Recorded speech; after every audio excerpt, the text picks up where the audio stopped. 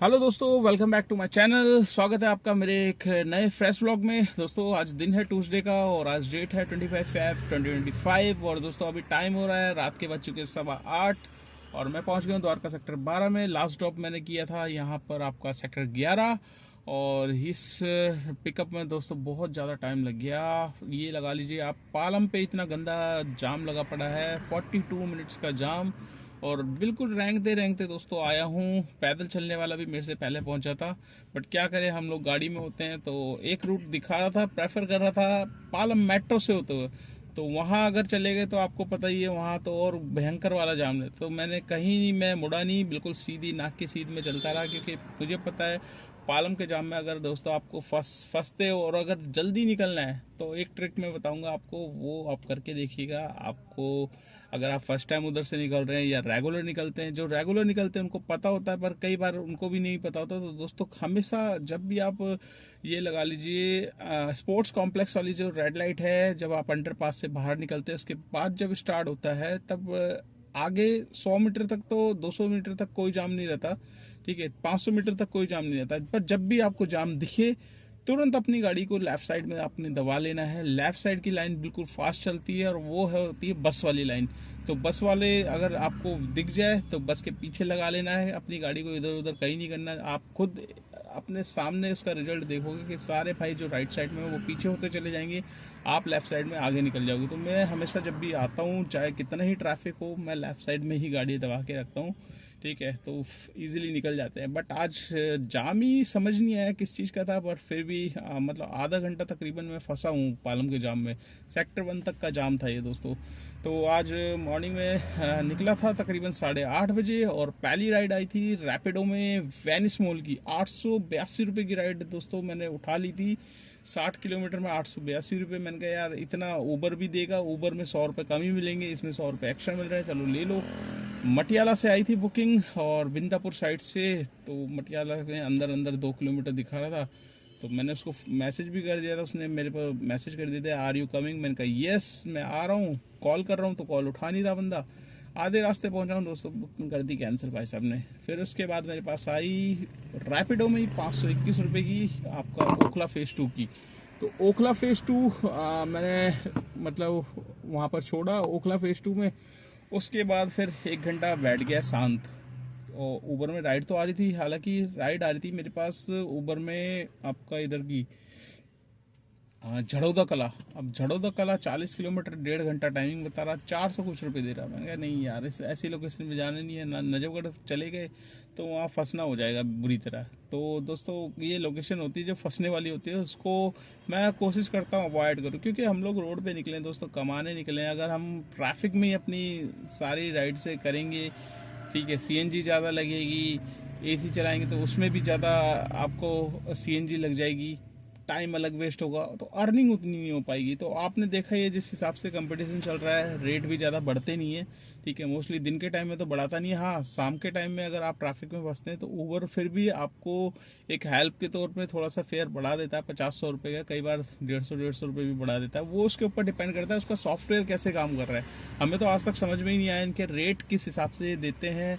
कभी 10 रुपये दे देते हैं, कभी एनसीआर में जाओ तो 8 रुपये मिलता है, कभी उससे भी कम दे देते हैं, कभी आउट स्टेशन की राइड में राउंड ट्रिप में दोस्तों इतनी गड़बड़ कर देते हैं। गड़बड़ घोटाला मतलब आज तक कोई समझ नहीं पाया, ना ओला को समझ पाया ना उबर को समझ पाया। और तीसरी कंपनी रैपिडो भी है, तो उसको भी धीरे धीरे वो भी अपना रंग दिखा ही रहा है, आपको पता ही है। आप देखते होंगे बड़ी बड़ी बुकिंग्स में कोई खास रेट नहीं मिल रहा है, जबकि अगर सुबह में वेनिस मॉल की बात कर लूँ, वो ट्रिप्स सर्च के टाइम की ट्रिप्स थी, उसमें कम से कम 1200 रुपये मिलने चाहिए थे अगर 0% कमीशन में, बट 880 दे रहा था। मैंने सोचा फिर भी ले लेता हूँ, पर हाथ में नहीं आई। तो ओखला छोड़ा, उसके बाद 1 घंटा बैठ गया। उसके बाद मेरे पास आई थी आपका, मैं आ गया था नेहरू प्लेस साइड। तो नेहरू प्लेस से मेरे पास आई एयरपोर्ट की। एयरपोर्ट टर्मिनल 3 रेट अच्छा दे रहा था, 17-18 किलोमीटर में 360 रुपये दे रहा था। मैंने कहा ये पकड़ लो। और इसी एयरपोर्ट की ट्रस्ट में दोस्तों आज हो गया एसी चलाना स्टार्ट। जी हाँ दोस्तों, एसी चलाना स्टार्ट हो गया है और अब आप समझ लीजिए कि जितनी भी आपकी सेविंग हो रही थी वो सब अब होने स्टार्ट हो गई है डाउन, क्योंकि अब गर्मियाँ स्टार्ट हो चुकी है। अब सभी लोग अपनी एसी की सर्विस करवा लीजिए दोस्तों, वरना कस्टमर जब कंप्लेंट करता है फिर ऊबर वार्निंग देगा, वार्निंग के बाद फिर कहेगा मैं 30% काटूंगा, ऐसे इस तरीके से वार्निंग देगा। तो अपनी सर्विस जल्दी से जल्दी करवा लीजिए, क्योंकि अब गर्मी का टाइम आ चुका है दोस्तों, और 30% अपनी अर्निंग समझ लीजिए जितनी होती थी, जितनी सीएनजी आती थी, सीएनजी भी आपको 2-2 3-3 बार डलवानी पड़ेगी, और ये लगा लीजिए कि अर्निंग भी आपकी कम होगी। तो वहाँ से एयरपोर्ट से फिर मैं आ गया था महिपालपुर। महिपालपुर से मेरे पास आई रैपिडो में ग्रीन पार्क छोड़ा। फिर ग्रीन पार्क से मेरे पास आ गई थी सीधा आपका एम से आई थी बुराड़ी साइड की। तो वैसा वही सीन हुआ जैसे होता, सुबह सुबह लोकेशन पे पहुंचा, कैंसिल कर दी बाबूजी ने। फिर दोबारा आई फरीदाबाद की 19 किलोमीटर की।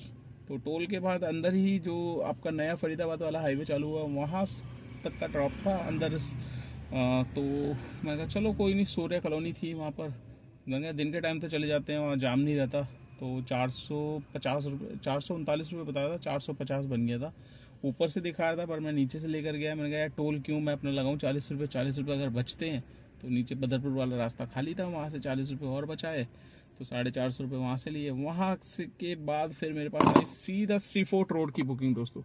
तो श्री फोर्ट रोड, वहाँ पर मैंने श्री फोर्ट रोड पे ड्रॉप किया, और जो कस्टमर था वो कह रहा है सामान, कह रहा है यार आपका मतलब सामान रखने का स्पेस नहीं है। मैंने कहा सर देखो वैगन आर गाड़ी छोटी गाड़ी है, इसमें सामान जितना है 1-2 लगेज आ जाते हैं। कह रहे अगर 4 जने हो तो लगेज कहाँ से आएंगे। मैंने कहा देखिए वो तो आपको फिर उस हिसाब से बुक करना चाहिए था। तो उनकी जो लड़की थी वो कहती भैया मैं सेडान ट्राई कर रही थी बट आ नहीं रही थी। मैंने कहा देखिए इसमें तो हमारा कोई फॉल्ट नहीं है, आप बड़ी गाड़ी कर रहे थे, आपको छोटी मिली है। तो किसी तरह एडजस्ट करके फिर श्री फोर्ट रोड छोड़ा। श्री फोर्ट रोड के बाद सीधा आ गया मैं दोस्तों यहाँ की द्वारका की बुकिंग लेके। तो दोस्तों आज हम बात करेंगे ओला उबर के बारे में ही। और दोस्तों आज एक भाई का मेरे पास मैसेज आया था, और वो जानना चाह रहा था कि भैया जैसे कि आपने कल एक वीडियो बनाई थी कि सुबह अगर हम निकलते हैं तो इतने टाइम तक मतलब काम अच्छा हो जाता है। तो कह रहा है उसको मैं आगे से फॉलो करूँगा। काफ़ी भाइयों को देखिए वीडियो थोड़ी सी इंस्पायरिंग लगती है, तो मैं अपनी तरफ से कोशिश कर रहा हूँ दोस्तों आपकी अर्निंग कैसे बढ़े, तो उस पर टॉपिक पे बात करें। तो आज हम बात करेंगे जैसे कि आप जानते हो ओला उबर में 12 घंटे में डिफरेंट काम होते हैं, पर कई भाई क्या है कि एक लिमिट एरिया में चलाना चाहते हैं गाड़ी। तो क्या उस लिमिट एरिया में चलाने से उनको प्रॉफिट होता है या लॉस होता है, आज इसी के ऊपर टॉपिक पे मैं बात कर रहा हूँ। जी दोस्तों उस भाई का मेरे पास कमेंट्स था, और वो पूछना चाह रहा था कि भैया क्या मैं नोएडा गुड़गांव ना जाके सिर्फ दिल्ली में 12 घंटे में 3000 का काम कर सकता हूँ, इट्स पॉसिबल। तो मैंने कहा हाँ आप कर सकते हो, ऐसा कुछ भी नहीं है कि, बट क्या है कि इसमें आपको दिल्ली में अगर लोकल चलानी है दोस्तों, तो फिर लोकल में आपको टाइम थोड़ा सा ज़्यादा देना पड़ेगा। और टाइम के साथ आपकी मतलब जैसे लंबी ट्रिप्स होती है, लंबी ट्रिप्स में क्या है कि एक ही ट्रिप से अगर एनसीआर का चक्कर लगता है अप डाउन का, तो दोस्तों 800-900 1000 रुपये कहीं नहीं जाते, ठीक है। बट क्या है कि दिल्ली में एरिया लोकल हैं तो ट्रैफिक्स भी आपको बहुत जूझना पड़ेगा। बट हाँ ये है कि 12 घंटे तो नहीं कह सकते मैं, 1-2 घंटे ऊपर ही मान के चलिए, 14 घंटे जहाँ आपको 10-12 घंटे में आप 3000 का काम कर सकते हैं एनसीआर में चला के, वहीं आप सिर्फ दिल्ली में लोकल चलाएंगे तो लोकल आपको राइड्स भी ज़्यादा करनी पड़ेगी, और छोटी राइड्स भी मिलेगी, और ट्रैफिक भी बहुत मिलेगा। बट ऐसा नहीं है कि इम्पॉसिबल है, नहीं कर सकते हैं दोस्तों, आपके ऊपर डिपेंड है, आप मालिक हो। देखो इसमें कोई दो राय नहीं है, इसमें आपका फ्रीडम मिला हुआ है। आप दिल्ली में चलाओ, आप नोएडा में चलाओ, आप गुड़गांव में चलाओ। बहुत से भाई हरियाणा साइड के हैं, वो गुड़गांव से आगे जाते ही नहीं, कहीं गुड़गांव में आने से उधर ही घूमते रहते हैं। गुड़गांव एरिया इतना बड़ा है, उनकी अच्छी इनकम हो जाती है। वहाँ गुड़गांव के ऑटो वाले देखे मैंने दोस्तों, कैब वालों से बहुत अच्छा कमा रहे हैं ऑटो वाले। अगर आप इफ्को चौक साइड पे जाओगे ना, फोन आ रहा था, तो इफ्को चौक वाली साइड जो, सॉरी इफ्को चौक नहीं बोल रहा, इफ्को चौक भी है, हुड्डा मेट्रो मैन हब है, हुड्डा मेट्रो पे आप देखोगे लाइन से ऑटो रहते हैं, और सारे ऑटो वाले रैपिडो उबर यही चला रहे होते हैं। और मेरे ख्याल से एक भाई मुझे आज मिला था ऑटो में, तो वो बता रहा था भाई हमें तो कोई कमीशन देना ही नहीं पड़ता, सिर्फ 19 रुपये काटता है उबर पूरे दिन के, प्लेटफॉर्म फीस करके होता है, उसमें बकायदा दिखा है प्लेटफॉर्म फीस है डेली की, 19 रुपये कटते हैं, और पूरा का पूरा जितना मर्जी कमाओ। तो सबसे ज़्यादा तो इसमें यही कमा रहे हैं। और बाकी कैब वाले भी दोस्तों ये है कि लोकल में काफ़ी अच्छा, तो वही है, करने वाला होना चाहिए। और हर चीज़ में दिमाग लगाना पड़ता है दोस्तों। ऐसा नहीं है कि आप दिमाग लगाओगे तो अच्छा पैसा कमा सकते हो, बाकी तो मेहनत जितनी आप करोगे उतना आप प्रॉफिट पाओगे। तो चलिए दोस्तों, आज का मैं आपके साथ काम शेयर कर देता हूँ। आज का मैंने काम कितना किया है, ज़्यादा कुछ खास नहीं हुआ क्योंकि आज तबीयत डाउन थी, थोड़ी सी फीवर सा हो रहा था। मेडिसिन खाई, फिर उसके बाद सोचा था घर चला जाऊँ, पर मैंने सोचा यार घर जाऊँगा फिर कोई फ़ायदा नहीं है, पूरा दिन खराब होगा। तो फिर भी जितना काम किया है आपके साथ शेयर कर देता हूँ। यहाँ पर आप देख सकते हैं 1074 रुपये का काम है मेरा ऊबर में, और 1166 रुपये का है रैपिडो में, और टोटल काम है मेरा 2226 रुपये का। तो 2226 में आप 400 रुपये तक की सीएनजी मान के चलिए, 426 तक की 1800 रुपये बचेंगे। 1800 में से 300 रुपये और निकालेंगे, गाड़ी की maintenance, fitness, permit, insurance, tyre की इंश्योरेंस, 100 रुपये का पेट्रोल, ये खर्चे निकालने के बाद आती है नेट इनकम 1500 रुपये की। तो इसमें मेरे को किसी को कुछ नहीं देना, गाड़ी नहीं है आपकी, ईएमआई पे चल रही है, ड्राइवर चला रहा है, तो वो सब चीज़ें और अलग से निकालनी पड़ेगी, उसके बाद आपकी नेट इनकम निकल के आएगी। तो चलिए दोस्तों, इस वीडियो को कर लेते हैं यहीं पे एंड। आपको ये वीडियो कैसी लगी, लाइक एक शेयर जरूर करना, चैनल पर फर्स्ट टाइम है तो चैनल को सब्सक्राइब कर लेना। अगर आप मेरी वीडियो फेसबुक पेज पे देख रहे हो तो उसको भी फॉलो कर लो, ज़्यादा से ज़्यादा शेयर करना। ठीक है दोस्तों, तो वीडियो को एंड करते हैं और आपसे मुलाकात करते हैं नेक्स्ट ब्लॉग में। तब तक के लिए बाय बाय।